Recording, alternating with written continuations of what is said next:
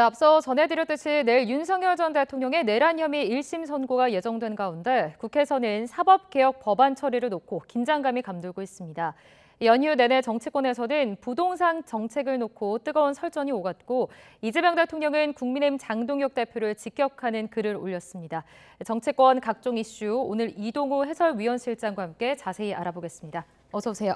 예, 안녕하십니까. 네, 앞서 저희가 전해드렸지만 내일 윤석열 전 대통령의 내란 혐의 1심 선고가 내려지는데요. 어떻게 예상하십니까? 이제 뭐 아시다시피 이제 특검이 사형을 구형했지 않습니까? 그렇죠. 그렇기 때문에 이제 사형 또는 무기징역이 나올 가능성이 대단히 높다. 뭐 이런 여론이 좀 일고 있는 게 사실인데요. 이와 관련해서 한 언론사가 이제 여론조사를 했어요. 윤석열 전 대통령에게 어떤 형량이 선고될 가능성이 높겠느냐 이렇게 이제 물어보는 그런 그래픽 화면을 있는데 한번 그래픽 화면 보면서 설명을 드리겠습니다. 무기징역이 이제 43%로 제일 높게 나왔고요. 사형이 32%, 그리고 무죄가 18%, 모름 또는 무응답이 6%였는데요.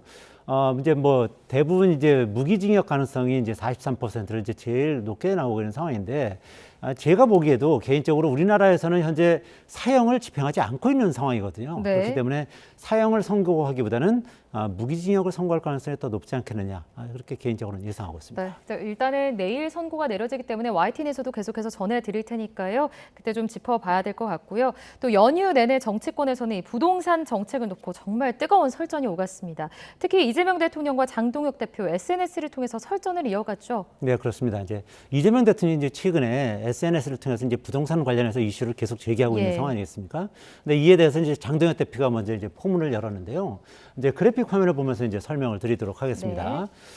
장 대표는 이제 다주택자를 무조건 사회학으로 규정하고 SNS 선동에 매진하고 있는 대통령의 모습이 참으로 애처롭고 우려스럽다, 이렇게 밝혔고요.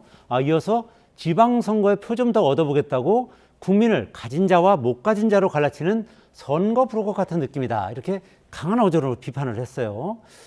이렇게 이제 강한 어조로 이제 비판을 하는 것은 이제 이거에 대해서 이재명 대통령이 오늘 또 바로 반박하면서 오늘 새벽에 자신의 SNS에 이 대통령이 이제 또 그 글을 올렸거든요. 사회학은 다주택자들이 아니라 다주택이 돈이 되게 만든 정치인들이다, 이렇게 그 글을 올렸거든요. 그래서 여기는 이제 장동혁 대표의 그 SNS를 올린 기사를 공유하면서 이 같은 글을 올린 것이거든요. 그제에 이어서 이틀 만에 또 다주택자에 대한 생각을 다시 이제 재차 밝힌 거거든요. 이 대통령은 자본주의 그 시장 경제 체제에서 법과 제도를 벗어나지 않는 다주택 보유 자체를 사회학이라고 비난할 수는 없다, 이렇게 전제하면서도요. 사회학은 다주택자들이 아닌 다주택이 돈이 되게 그렇게 만든 그런 제도를 만든 정치인들이다, 이렇게 직격을 한 것이죠. 그러면서 사실을 왜곡하고 논점을 흐리면서 상대의 주장을 왜곡 조작해서 공격하는 것은 비신사적일 뿐만 아니라 민주주의를 위협한다, 이렇게 비판을 했어요. 이는 이제 장동혁 대표의 비판을 사실상 이제 정면 반박한 것이다, 이렇게 이제 풀이가 되고요. 이 대통령은 또 다주택 보유가 집값 폭등과 주거 불안을 야기한다면 정치인들이 나서서 이를 시정해야 된다, 이런 취지의 주장도 하게 됐습니다. 지금 현재 이 대통령의 SNS 글에 대해서 여야의 각자 반응은 어떻습니까? 네, 이제 계속 이제 이런 그 설전이 이어지다 보니까 여야 이제 반응이 이제 많이 나오고 있는데요. 오늘 오전에 그 장동혁 대표가 이제 SNS에 글을 올렸어요. 그렇죠. 이제 고향집에 왔다가 서울로 돌아오는 그 아들에게 노무가 건넨 말이라면서 그걸 통해서 이제 대통령을 애들로 비판한 것인데요. 지금 노인정에서는 관세와 쿠팡이 제일 관심사다, 이런 취지의 이제 전언을 한 건데요. 그러니까 지금 이 대통령 앞에는 이 부동산 현안 외에도 다른 그 시급한 현안이 많다, 이런 지적을 하는 것으로 이제 풀이가 되고요. 국민의힘 박성훈 수석 대변인은 이 대통령이 정작 본인은 똘똘한 한 채를 사수하면서 국민만 훈계하고 협박한다면서 내로남불의 태도다, 이렇게 직격을 했습니다. 국민들은 이 대통령이 살지도 않고 있는 분당의 대형 평형 아파트를 보유하면서 재건축 시세 차익을 노리는 스마트한 1주택자의 길을 걷고 있는 것을 너무나 잘 알고 있다, 이렇게 비판을 하기도 했습니다. 더불어민주당도 이제 반박에 나섰는데요. 황명선 최고위원은 오늘 이제 SNS를 통해서요, 억지 눈물로 이제 문제의 본질을 흐리지 말고 주택 6채 보유가 정당한지부터 답하라고 국민의힘 장동혁 대표를 이제 직격을 한 것이죠. 황 최고위원은 또 주거는 투기의 대상이 아니라 국민의 기본권이 돼야 된다면서 다주택자의 특혜를 옹호하고 또 투기를 부추기는 세력들은 국민의 심판을 피하지 못할 것이다. 이렇게 지적을 하기도 했습니다. 자, 이렇게 부동산 문제를 두고 여야가 그리고 또 특히 이재명 대통령이랑 야당 대표가 이렇게 설전을 벌이는 이유 결국엔 좀 뭐라고 보십니까? 이제 아무래도 이제 아시다시피 네. 부동산이라는 것은 이제 모든 국민들이 살아야 되는 주택 문제 아니겠습니까? 예. 그러니까 피부로 체감하는 이제 그런 문제다 보니까 이 부동산 이슈를 선점하면서 지방선거에서 유리한 고지를 선점하겠다. 이런 어떤 정치적 의도가 있는 것으로 이렇게 풀이가 네. 되는데요. 이제 앞서 이제 문재인 정부가 부동산 관련 정책 실패로 사실상 정권을 내줬다는 이런 평가가 있는 거 아니겠습니까? 실제로 이제 문재인 전 대통령도 부동산 정책은 실패했다고 이제 시인을 하기도 했지 않습니까? 그런 상황에서 부동산 관련 이슈에 대해서 이재명 대통령은 특히 민감한 것이다 이렇게 이제 보이는데요.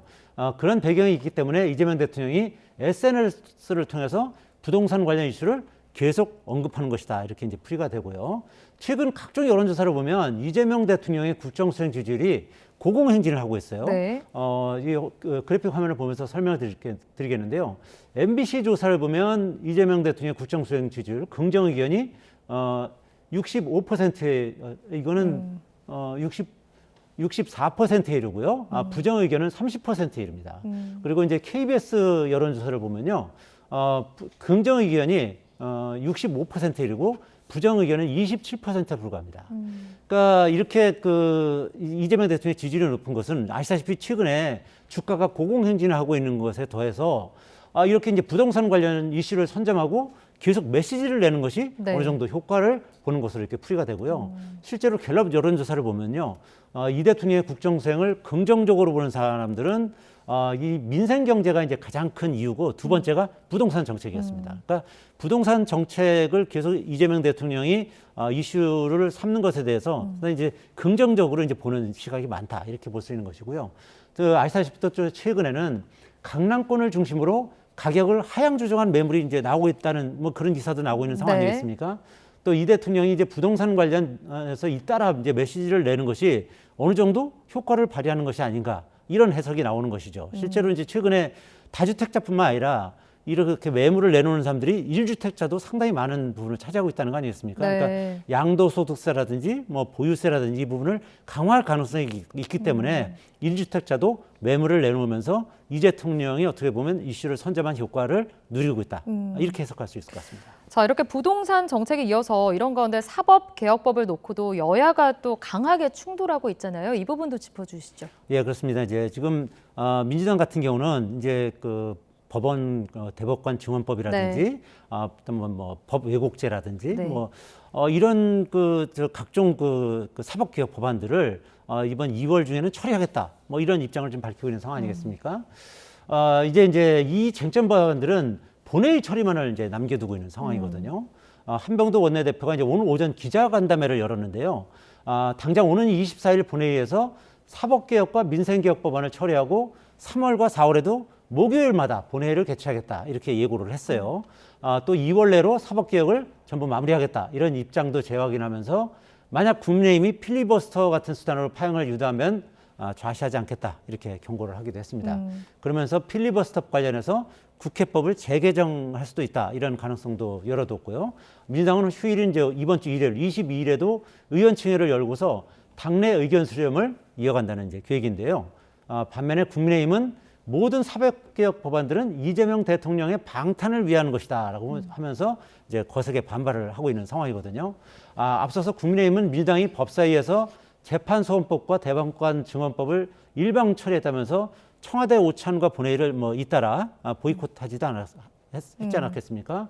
국민의힘 원내 관계자는 악법을 순순히 통과시키도록 내버려둘 수는 없지 않겠느냐면서 필리버스터 등 여러 수단을 동원할 수 있는 가능성을 시사하기도 했습니다. 네, 이렇게 여야가 강하게 충돌하는 가운데 또 민주당에서는 조국 혁신당과 합당 추진을 둘러싸서 내용을 봉합을 했죠. 이 여당 내부 분위기 어떻습니까? 네, 민주당과 이제 국민의힘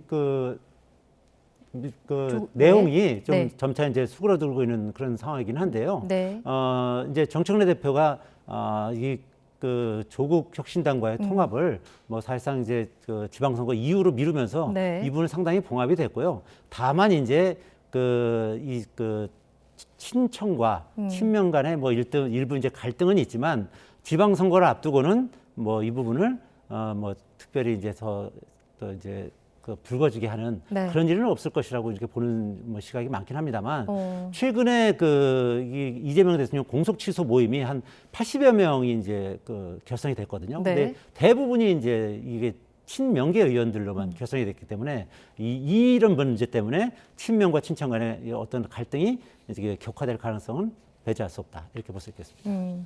자, 이런 가운데 또 이제 국민의힘도 내홍에서 쉽게 지금 빠져나오지는 못하고 있는 모습이에요. 이 부분은 좀 어떻게 보고 계십니까? 근데 국민의힘 같은 경우도 이제 아시다시피 이제 친 한동훈계 의원이나 한동훈계 인사들을 계속 뭐 제명이라든지 이렇게 그 징계를 하면서 계속 이 내용이 이제 깊어지고 네. 있는 그런 상황 아니겠습니까? 이제 그러다 보니까 이제 국민의힘 지지율도 점점 낮아지고 그리고 장동혁 대표도 여러 가지로 이제 코너에 몰리고 있는 그런 상황인데 이 한동훈계와 이 장동혁 대표 이 측근들 간의 어떤 갈등은 앞으로도 계속 더 깊어질 가능성이 있다 이렇게 볼 수 있겠습니다. 네, 다음은 좀 여론조사 결과 짚어보도록 하겠습니다. 여론조사 결과 여야 대표에 대한 국민평가가 상당히 부정적으로 나왔다고요? 예, 그렇습니다. 네. 이제 그 민주당의 정청래 대표와 국민의힘 장동혁 대표가 전부 이 국정 수행, 이 수행 그 대표 수행 지지율이 절반을 못 넘고 있는 상황이거든요. 지금 보면 이제 정청래 대표의 직무수행 평가는 잘하고 있다가 36%, 잘못하고 있다가 53%입니다. 네. 그리고 이제 장동혁 대표 같은 경우는요, 더 상황이 안 좋은데요. 잘못하고 있다는 응답이 66%가 됐고 잘하고 있다는 23%로 거의 잘못하고 있다는 응답이 거의 이제 3배 가까이 되는 그런 상황이 되겠습니다. 네. 예. 자, 이제 여야 지지율 격차가 좀 점차 이제 커지고 있잖아요. 이 부분에 대해서는 좀 어떻게 보고 계세요? 지금 최근 여론조사를 보면 국민의힘은 떨어지고 네. 민주당은 지지율이 올라가면서 거의 그 더블 스코어가 됐거든요. 지금 그래픽 화면을 보면서 설명을 드리겠는데요. 네. 지난주 갤럽 여론조사 결과입니다. 더불어민주당이 44%, 국민의힘이 22%로 정확히 더블 스코어가 됐죠. 이 여론조사는 그 전주에 비해서 민주당 같은 경우는 3%포인트 오른 것이고요. 국민의힘은 3%포인트 떨어지면서 격차가 이렇게 2배까지 이제 벌어진 것입니다. 지금 그래픽 화면에 나오고 있고요. 그리고 국민의힘은 보면 전통적 텃밭이라고 불리는 대구 경북에서조차도 32%로 여야 지지율이 똑같아졌습니다. 네. 그러니까 국민의힘은 그 대구 경북 외에는 어디 뭐 바라볼 데가 없는 그런 상황인데도 불구하고 지금 그래픽 화면을 보시다시피 정당 지지율이 똑같아지면서 그야말로 사면초가에 몰린 상황이다 이렇게 볼 수 있겠고요. 장동혁 대표가 이제 고성국, 전환길 씨 등 윤핵인 세력과 절연하지 못하고 있고요. 오히려 한동훈 전 대표 등 친한계 인사에 대해서 중진계를 잇따라 결행하는 등 뺄셈 정치를 하는 것이 이 같은 지지율로 그대로 반영된 것이다 이렇게 볼 수 있겠습니다. 지금 말씀하신 것처럼 장 대표가 이렇게 윤핵인 세력에 절연을 하지 못하고 끌려다니는 듯한 인상을 주는 것은 결국 어떤 이유에서라고 보세요?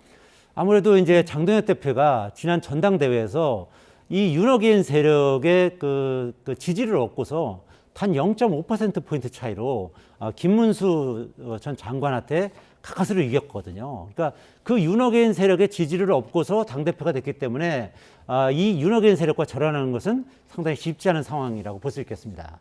그야말로 윤핵인 세력이라는 호랑이 등에 올라탔기 때문에 그들에게서 이 호랑이 등에서 내려오는 순간 예. 그 윤핵인 세력에게 물려 죽을 수도 있는 상황이다. 이렇게 설명할 수 있겠습니다. 하지만 지방선거를 위해서는 일정 부분 이들 그 윤핵인 세력과 절연을 하고 중도 확장을 시도하긴 해야 되는데 그야말로 이러지도 저러지도 못하는 진퇴양난의 상황에 몰려있다. 이렇게 볼 수 있겠고요. 다만 한 가지 이제 여론조사를 보면 장 대표가 윤핵인 세력과 끝까지 갈 수밖에 없는 상황을 적나라하게 설명해주고 있는데요. 네. 그래픽 화면을 보면서 설명을 드리겠습니다. 최근 MBC가 실시한 여론조사인데요. 윤핵인 등 강성 지지층에 대한 국민 여론을 보면 일반 국민 여론을 보면 예. 이 강성 지지층에 대해서 공감하지 않는다가 62%고 공감한다는 32%에 불과하고 있어요. 그런데 이 똑같은 질문을 국민의힘 지지층에 대해서 해봤습니다. 그러니까 국민의힘 지지층에서는 공감한다는 의견이 71%, 공감하지 않는다는 25%에 불과한 것입니다. 그러니까 결국 장 대표 입장에서는 지방선거가 결과가 뭐 참패를 하든지 말든지 이런 결과 관계없이 이들 윤핵인 세력과 손을 잡는다면 뭐 지방선거 결과 관계없이 당권을 그대로 유지할 수 있다. 이런 계산을 할 수 있게 되는 것이죠. 네.